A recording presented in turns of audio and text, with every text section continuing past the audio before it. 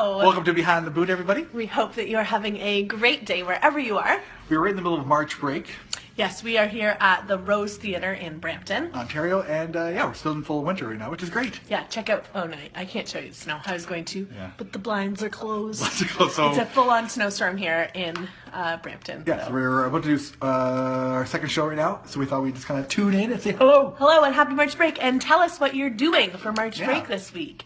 We would love to hear your plans. Just write them below. Write them down. Write them down. Tell us. Should we sing a song? Yeah. Let's do what's it called? Don't forget that I love you. I love you, sweetie pie. You're the apple of my eye. I wrote this song thinking of you.